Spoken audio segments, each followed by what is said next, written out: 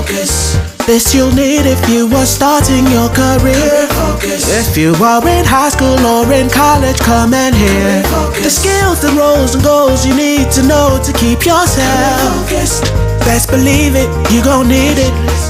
Career focus.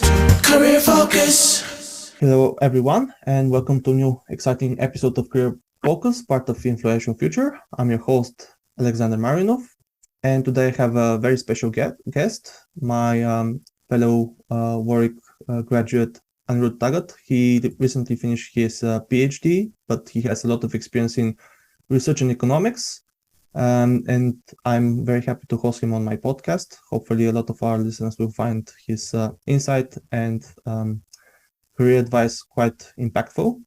Hi, Anirudh. Hi, Alex, and thanks so much for having me. So, thank you again for taking the time to participate in the podcast. So, let's start with a brief introduction. Can you tell our listeners who are you and what you actually do for a career? Sure. So, my name is Anirudh, and I primarily work as a academic researcher in economics. I work at the Department of Economics at Monk Prayogshala, which is a not-for-profit academic research organization that's based here in Mumbai, India. We undertake research projects, broadly spanning the entire sort of life cycle of research, and mostly in the domain of, at least my research is mostly in the domain of behavioral and experimental economics. I also do a little bit of work in development economics and applied microeconomics, and that's been my sort of primary interest in terms of research, at least for the past 3 or 4 years. I also do a little bit of research consulting work. So, for example, right now I'm also working with this Washington, D.C. based nonprofit called the Internet Society. And with them, I'm trying to provide some support in terms of from the lens of economics for some of their ongoing work and ongoing projects related to expanding access to the internet and so on. And I teach, so I'm visiting faculty. I don't do it full time because that would drive me crazy. But I teach, and I teach courses in behavioral and experimental economics at the postgraduate level at a couple of institutes here in Mumbai. And I teach some undergraduate level courses in applied economics and microeconomics and policy. So these are like a few of the things that I'm doing currently. Excellent. And obviously, because you have this established career, did you have an idea what you wanted to do when you finished, let's say, high school? And did you immediately had decided already, I want to go into economics and research? Or was it more a gradual process that evolved over time? I think when I graduated high school, I knew I wanted to do some form of economics further. I guess at that point, I wasn't really sure in terms of what that exactly would entail, because usually when we come out of high school, we don't really know all the career options. And, like we know a little bit about some fields, and some maybe, some subjects interest us more than others. But like most people, I didn't really know what it meant to be doing economics in that sense. And it's also because our education system in India wasn't really geared to inform me about that. So I think what drove me to economics is mostly my interest in the subject and trying to understand, I think, a little bit more about why people make decisions in the way that they do. And that was something that stuck in my head since then. And I didn't know it would guide me down the path of research. But that's certainly something that kind of presented itself as an opportunity in that sense, because the only way that you can really do research in economics, outside of course, market research and consulting research and things, is academic research. And it turned out that it seems like a lot of people who were studying economics or thinking about economics in the way that I was, seem to be doing academic research in economics. So that's kind of what I think drove me down this path. But probably after high school, I didn't really have that much of clarity in terms of that I was eventually going to do like research or a PhD. And obviously, can you explain to our listeners how difficult it is? Obviously, when you finished your master's degree at Warwick, then you said, okay, I want to do more research, more academia. How did you find the process? Was it easy to follow, or is it more complicated from your perspective? Yeah. It was, yeah, I would say it came with a fair set of challenges. In academia, especially if you want to do a PhD, most PhDs are funded. So that means that usually, there'll be a sponsor, either the government or maybe some private corporation or the university itself, that will perhaps seek to fund some or most part of your PhD. Usually that comes in the form of, say, subsidizing your tuition, so you don't have to pay fees for the time that you're a PhD student. And plus they'll give you some sort of a stipend and things like that. So what you want ideally is for a PhD program where all these requirements are met. And considering I'd just come out of a master's program that, by regular standards is pretty expensive, it was important for me to, find a program that was fully funded. And I was beginning to apply to a few places. I had to, go through the whole sort of rigorous process. You have to have letters of recommendations. You have to write a statement of purpose. You have to have a standardized test score, such as the GRE. And essentially, all of these things have to, fit into neat little boxes for any PhD program to be able to accept you. And what I mean by that is that, they have set sort of standards in terms of what they look for. So a GRE score, for example, you need to have like a very high quant score in order to get into a PhD program in economics. And your letters of recommendation have to speak directly to kind of what your academic strengths are. And your statement of purpose has to, in some way, dovetail with the requirements of that particular school or department that it is that you're applying to. So as you can imagine, it is like very easy to talk about all of these things, but to actually do it is quite challenging. So, and I guess that's just from the demand side of it, so to speak. Now, if you look at the supply side, which is the actual programs that are out there, there wasn't that much funding available, especially if you were an international student in the UK, certainly.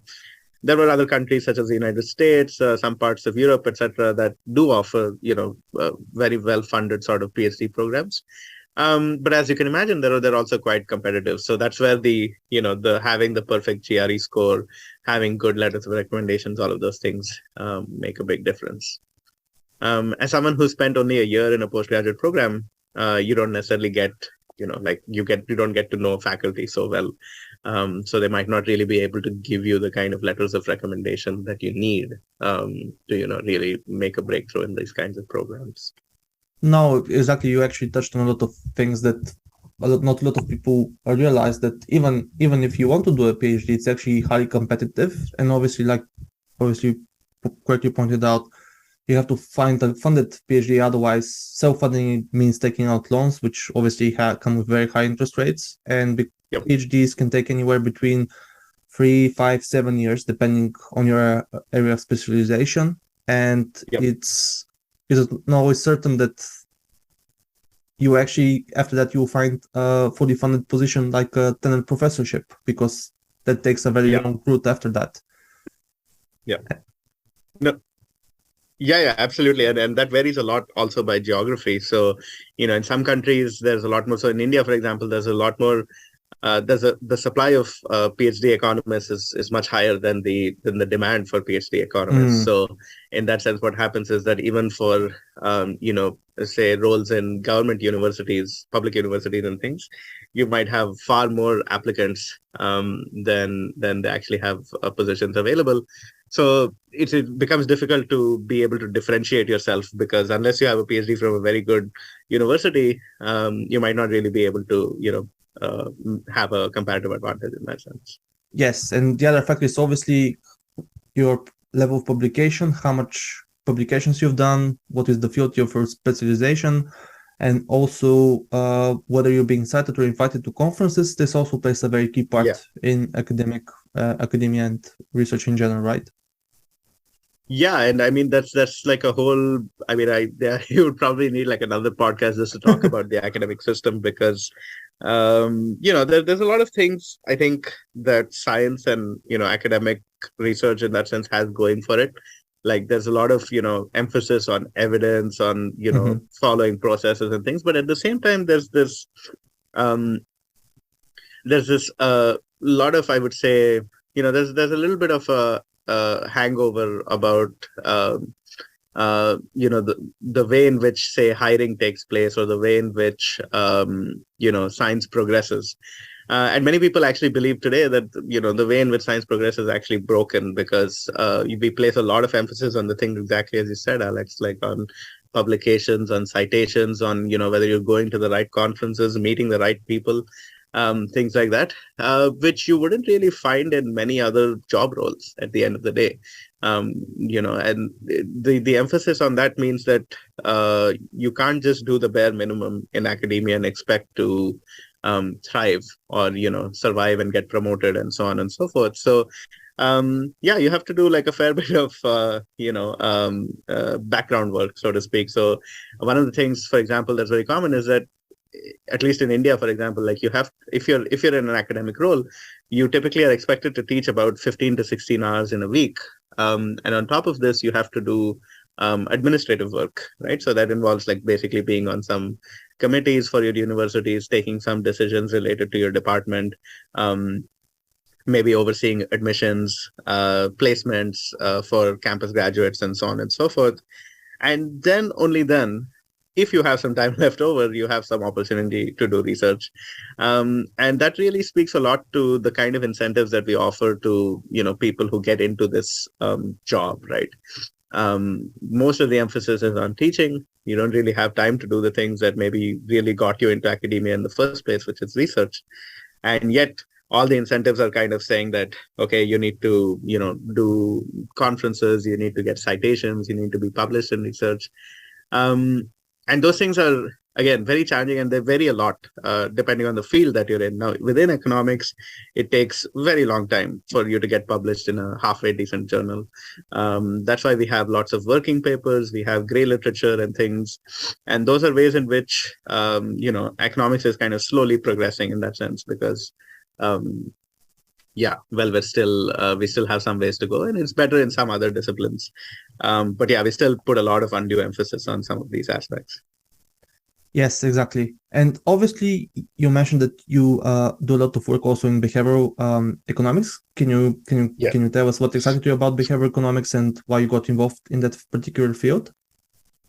Yeah, I mean, I think with behavioral economics, it was coming from a place of being interested in human decision making. And it turned out that economics, or at least neoclassical or traditional economics, doesn't really have a great understanding of how people make decisions. So it turns out there's been already a lot of work that was done by psychologists about how people make decisions. So it was only natural that I was drawn toward that, because it seemed to make a bit more sense to me in terms of, here is a theory that, rather than assume that this is how people make decisions, actually say that this is how people make decisions. So let's make our model, or let's find a model that maybe is based off of that.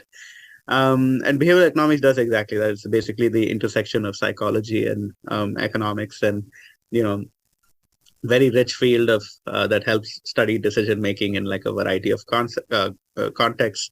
And more recently, it's become very popular world over. In the 2002, there was one Nobel Prize for Daniel Kahneman, and then now more recently there was one for Richard Thaler for his work in behavioral economics as well.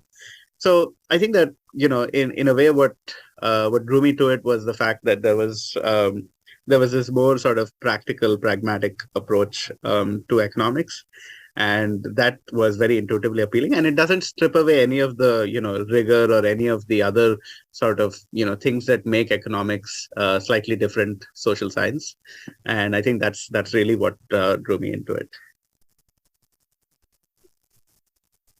And yes, exactly. And obviously, you mentioned Daniel Kahneman. Amos Tversky was also his collaborator for many years, where they did a lot of, I would say, revolutionary research in how people make decisions, because obviously neoclassical theory dictate that people are rational agents, everybody's quoting the Nash equilibrium, etc. But in reality, they show that people are not rational beings in most cases, and they make irrational decisions. And they actually, that's why the way economics is evolving now, it's actually much more exciting, because it proves that people behave in unexpected ways when they're faced with even financial or economic circumstances that they have to make those decisions. And there's a lot of factors that impact those decisions. It can be from a cultural background standpoint, but also from a, I would say, educational standpoint as well, depending on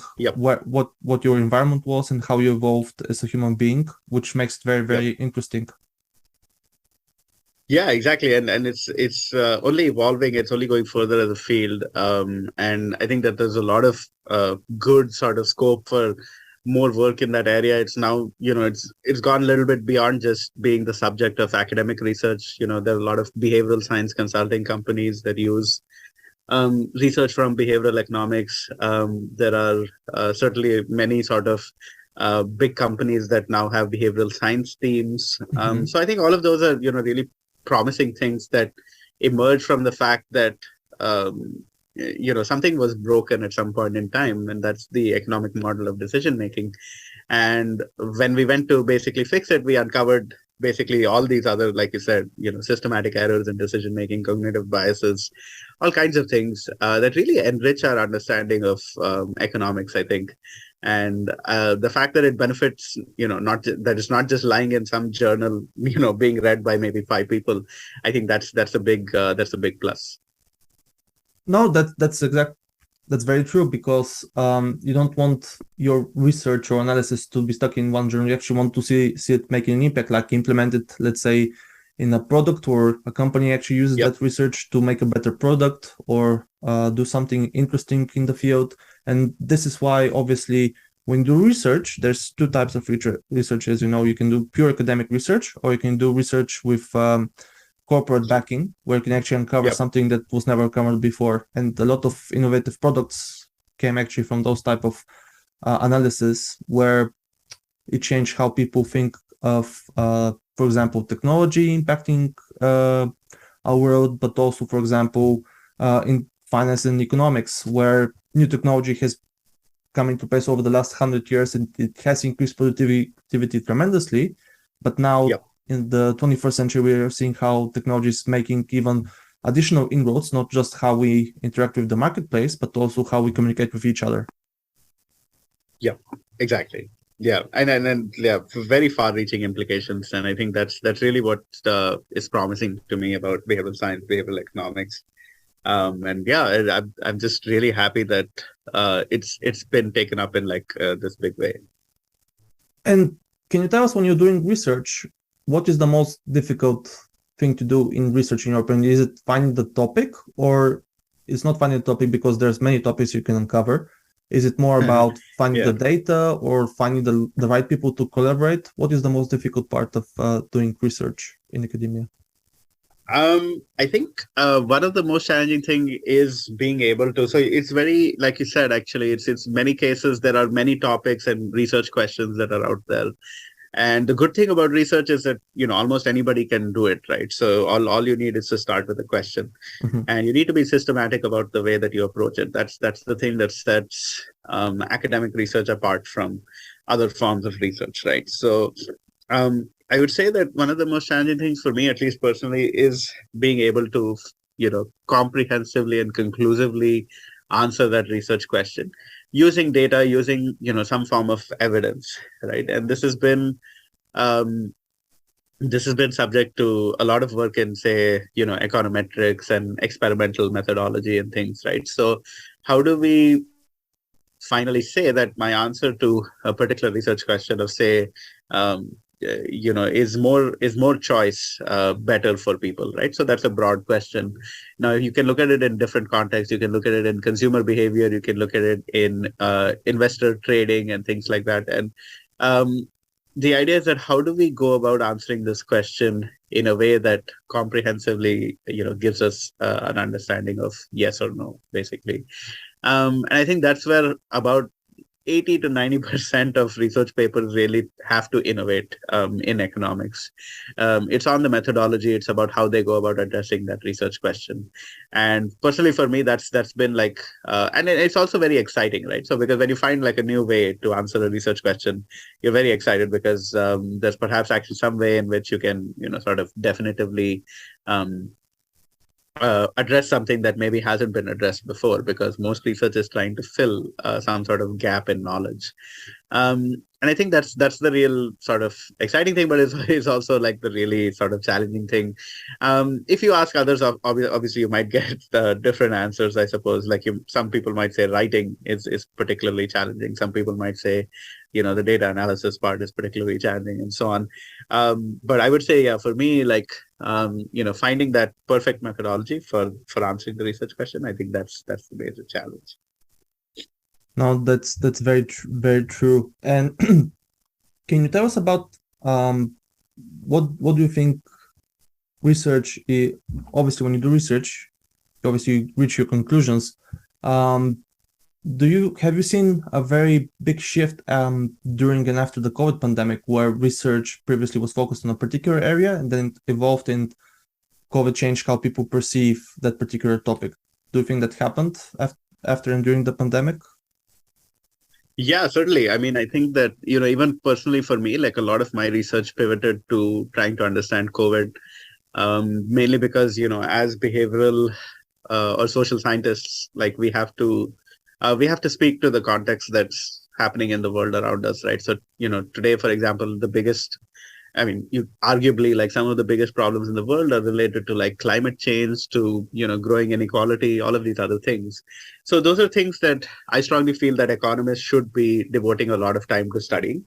So when COVID happened, it was really the same, which was that, look, there is, this big uncertain event that has taken place, and we had no idea that it was coming. So now we need to work towards trying to understand how do we overcome it, right? So vaccines weren't developed yet, so you had to figure out basically things related to COVID appropriate behavior, right? So like mask wearing, social distancing, hand washing, all of those other things. So from a behavioral economics or a behavioral science lens, there are various things that go into these kinds of health behaviors. And much of what my colleagues and I at Monk Prayogshala were trying to study at that time was, about, say, adherence to these COVID appropriate behaviors. And later on, when the vaccine was invented and started becoming available, we also started studying vaccine hesitancy. So, you have a potential solution, right, to help us overcome the sort of big problem of COVID-19. So how willing are people to take a vaccine? Are there certain issues that come up related to trust in the vaccine, trust in science, all of those other things? And that's, I think, something that happened globally as well, like because a lot of people, say economists that maybe relied on things such as primary data collection, doing field surveys, maybe doing like going out into, say, a particular location and trying to collect data from there. All of those things became no longer possible because of the restrictions that were imposed by governments during COVID. So we had to innovate. We had to, think a little bit outside the box, which I think was a great thing for the economics profession, because I think it gave us all, a big impetus. It gave us like this big boost to try and think outside the box of our usual sort of methodologies, our usual sort of ways to go about answering questions. And I think that's also like a big plus in terms of at least what it did to the academic and economics profession. No, exactly. I mean, the pandemic changed a lot of perceptions from public making policy as well. For example, we had helicopter money for the first time in the US case, which is a very interesting scenario where people just given money and they stayed home. And that was a very interesting topic of discussion, because some people are saying that actually contributed for the rising inflation right after the pandemic. Yes. Potentially. And all of those things are backward linked to, at the end of the day, all of those policies are linked to human behavior. And I think that was the best I mean, it's hard to find like a best thing about COVID, right? Because it was so terrible. It caused so much loss of human lives and shut down the world for so long. But I think in a way it forced us to rethink a lot of priorities and a lot of the way that we do research. And I think that was useful, and it forced a lot of us to think about the larger sort of I think importance of the research that we do. Right. So if our research is not speaking to, say, a policymaker who's deciding between extending a lockdown for 10 days or 20 days or whatever, and then is our research really meaningful? Is it really useful in the world? And I think that's something that academic researchers especially should be thinking about more. So we just discussed the COVID pandemic. So do you think that the effects we're seeing now post the pandemic environment, obviously it's not completely over because in certain places in the world like China, they've basically had an explosion of COVID in the last few weeks because they removed the zero COVID policy. But let's say, for example, in Western Europe and the US, COVID has become, there's still cases, but it's not even talked about in the media in general. How do you think COVID impacted economic development from your perspective? I think quite significantly. And, I talk about this a lot, like even when I teach. And that's, I think, that we've achieved like a level of globalization and interconnection in the world today that was not simply the case the last time there was a big pandemic of this sort, right? So because of those kinds of deep interlinkages that we have between economies today, the impact of a pandemic is no longer sort of localized in any one particular region or country. So the fact that, China, for example, is experiencing a high number of COVID cases again and lots of deaths, etc., that's going to have implications for countries that do a lot of trade with China. It's going to have implications for Chinese migrants to other countries, and therefore their labor supply and so on and so forth. So I think that the level at which it affected economic growth and economic development across the world has been really quite high. And one of the ways in which I think, you could argue that many policies and countries around the world that implemented those policies tried to deal with that is by resorting to things such as remote work, trying to have, easing out, say, lockdown policies. Some of them had zero COVID policies, right? And whereas some of them had more sort of, Sweden, for example, had like a more herd immunity type approach. So I think all of those things in a big way contributed to just how badly, and in general, it hit most economies badly. But I think the extent to which certain economies were hit really came down to probably what kind of COVID, infection sort of load that they had at that particular time. Yes, a lot of countries, like you mentioned, they had different approaches. Initially, even in the UK, where I'm based, people were talking initially about herd immunity quite a few times. Then suddenly completely changed the approach. They put us on lockdown for we had 3 lockdowns over the last 3 years. And it was quite impactful from an economic perspective because you couldn't even generally go out and about and shop and stuff. And a lot of stores, businesses closed down. People left the workforce because of it as well, especially in the hospitality sector. And it's been quite challenging post the pandemic to restart the economy, especially in these areas. Even these days, restaurants have basically implemented limited working schedules to employ staff for less hours, but also you're seeing a lot of change in behavior, especially in certain, let's say, pubs and restaurants. They're trying to upscale their environment because they want to cater to a higher price range, given, for example, also rising energy costs, especially in the UK and Western Europe because of the war in Ukraine has contributed to that. There's a lot of different factors at play, which people don't realize is having a very detrimental impact in overall growth. And obviously, it was announced this week that I think from the G7 countries, I think only in the UK will have negative growth projected for this year, which is quite impactful. And but it's also very interesting from like you said, from a research perspective, from behavioral economics, how people make decisions, especially investment decisions, because what usually drives economic growth is investments that can be either in new technology, upskilling your labor force, or, for example, creating a new process to produce things. So that's quite interesting. Yeah, and I mean, because you mentioned the restaurant sector, the hospitality industry, sort of, which was, as you can imagine, was particularly badly hit by COVID, right? Because people didn't stay in hotels, they didn't travel, they didn't go to restaurants. So, one industry that probably, did take a very serious hit during COVID was that. And they adapted, but I think at the end of the day, what's happened is like you find kind of like this new steady state that they've shifted to, right? So they've kind of shifted to like you said, having more stringent checks, perhaps having specific policies in place. So in India, for example, many restaurants did away with the menu. So they usually have like a paper menu or some sort of a book where people can look at this book and figure out what they want to order.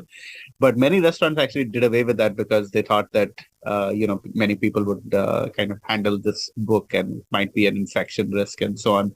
So they shifted over entirely to QR codes, right? And that meant that almost everybody who came to that restaurant would have to take out their phone, scan this QR code, and then look at the menu on their phone. And that has like so much implications in terms of not just costs to that restaurant, but it also, because it reduces their costs, right? They no longer have to print this menu. If they wanted to update the prices, they could just do it within the app or within the back end or whatever it is. They don't have to think about reprinting the menu and all of those things. And I think that those are some ways in which I think COVID, the pandemic, and as you mentioned, even certain sort of conflict in Ukraine could have sort of then positive kind of impacts for making sure that businesses have sustainable business models, and that they're kind of looking at how to optimize rather than just assuming that okay we'll burn through some money and it'll be okay later on. So I think it's definitely made a lot of businesses be a lot more frugal, be a lot more sensible in terms of how they make some of these decisions. Yes, exactly. Because in business, if you don't make those tough decisions, you won't be there tomorrow. So that makes a very big impact at the bottom line. Yeah. So in terms of tools and technology, how does technology help you in your daily job? Do you have specific tools you use? Do you use R, Python, especially for the survey data you mentioned? Do you use specific surveys tools? Yeah. So so we use Qualtrics for our surveys mostly, which is a great statistical software, survey software platform that really helps us design surveys in a particular way. If you talk about doing experiments, there's a great sort of software called Z-Tree that a lot of academic researchers use, but it's now also being used outside of academia. For data analysis, we actually end up using, so I personally end up using Stata, which is something that we learned in Warwick. So it's nice that it's still around. But yeah, a lot of, data analysis in economics has shifted from Stata to R or to Python. I know a little bit of R, but unfortunately, I never got around to learning Python. And, this is like, I chalk it down to sunk costs, right? So I invested a lot of time and effort in learning Stata. So now, like, I can't be bothered to, like, learn a new software again. Unless, of course, maybe there's, like, a big requirement or something.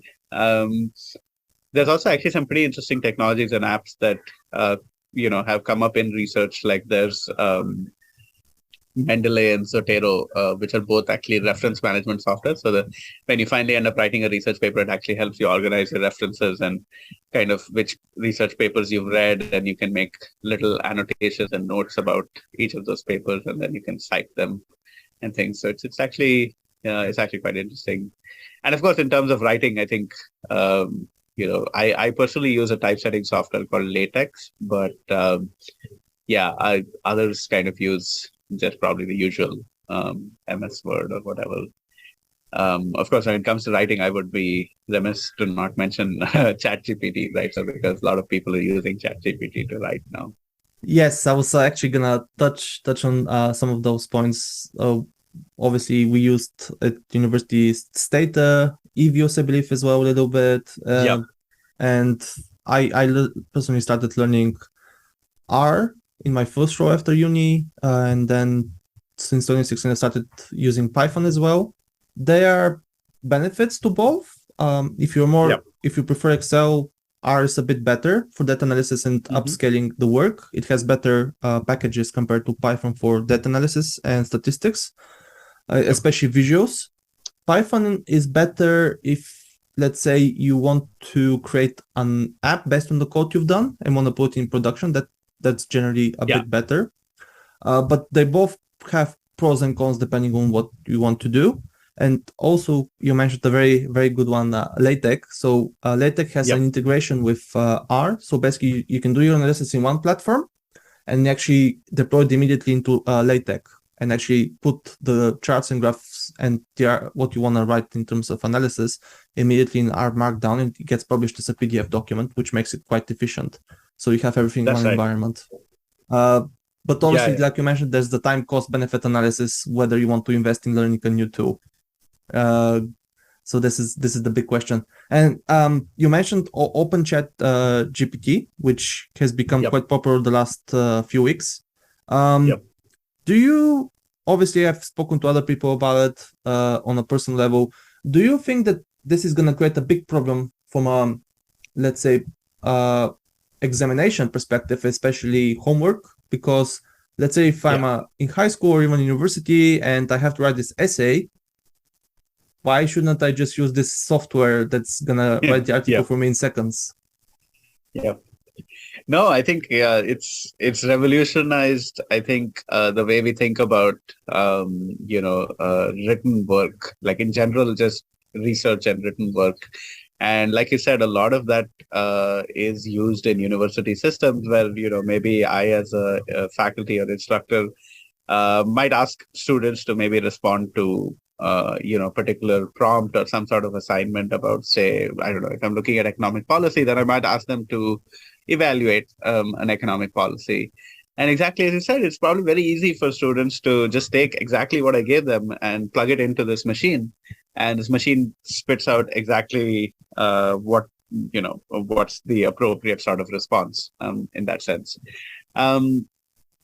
And as an instructor, it would be very difficult for me to differentiate, right, between something that was written by a machine versus something that was actually written by a halfway decent student. Like I would still be able to tell if, a student that maybe is not performing so well and, they turn in this brilliant assignment, then, I would be a little suspicious. But, maybe the average student, it would probably pass, right? So, I mean, it would probably be a decent assignment. And I think it forced us to rethink a lot of, how we're going to evaluate students who sort of take courses and where, come up with assignments or exam questions like these. In a way, it's a good thing, because as educators, I think we're not challenged often enough. As researchers also, where I don't think that we get these kind of huge disruptions, right, in our sector. Like we often talk about disruptions in technology, and I think this is a great example of that. And I think that it rarely ever happens in the field of education. I think COVID, in a one way, forced a lot of people to learn how to use things like Zoom, which is what we've become so comfortable using now. And I think OpenAI ChatGPT, I think in a way has, or is now forcing us to rethink about, how we will evaluate students, knowing fully well that they have access to this type of technology that can pretty much do their homework for them at the end of the day. And I think it comes down to, how well can we adapt some of our assignment work. I know that, one approach is, for example, to go with the flow, right? So basically, you kind of assume that students are going to be using ChatGPT, and then kind of work with that, kind of help them use ChatGPT in a way that is actually useful for their assignments, rather than just do a simple copy paste job. Exactly, more like an additional tool they can use rather than just purely copy and pasting. Exactly. But I agree, it's going to be a challenge going forward, especially not just for professors, but also for high school teachers, because this is going to become a very predominant force to deal with. So I think some people have said that this is also the fun part of the podcast, but also to learn more about the people that I deal with. So can you tell us about any hobbies you like to do and you're still doing, and any books you could recommend to our listeners? Oh, sure. Yeah. I mean, in terms of hobbies, actually, a lot of my hobbies kind of died out after COVID, unfortunately, because so I used to play the guitar, the bass guitar, but I kind of stopped doing that because I couldn't travel outside and go to a jam room and kind of meet with other people and play with them. But now I kind of mostly, I end up sort of doing a little bit of treks and like a little bit of outdoors type stuff, mainly because I guess I enjoy that a little bit more now than I used to before. I'm a big fan of Pokemon, so I still play this AR game that came out, Pokemon Go. Okay. Yeah, surprisingly still hooked on to that game. In terms of books, I've read a couple of interesting ones. I mean, one from my own field, I would definitely say is The Voltage Effect by John List. And I think that's a great book. It's made all the bestseller lists as well. So I think, and he writes in a very compelling way. So I think I really do like that. I guess the other book that I could recommend is, Misbehaving by Richard Taylor, which is a great book on behavioral economics. Again, if you're interested in that and you want to know kind of where it started and how it's evolved since then, I think Taylor's book is actually a really nice sort of summary of that. Oh, thank you. I'll definitely read those two books. I'm actually a big fan of Daniel Kahneman as well. I have a few of his books as well on Nice. analysis and how he got started with his collaboration with Amos Tversky, which was quite interesting because when they started out, there was nothing, like basically they were creating a whole new field because there was nothing out there at the time, which is quite interesting. So can you tell me about 3 apps that you like to use in your spare time outside of work? Outside of work, well, I use Fitbit quite regularly, mainly to track my sleep. So I became a father about 6 months ago. So congratulations! I've become, thank you. Yeah, but now I've become more interested in how much I sleep. So like me and my partner, like we'll probably compare our sleep scores and be like, okay, you slept more. Did you wake up in the night and things? I also end up using this app, which is just called Wallet. It's by Budget Breakers, and that's a great financial tracking app. It just helps me maintain a list of expenses and incomes and things that are coming through.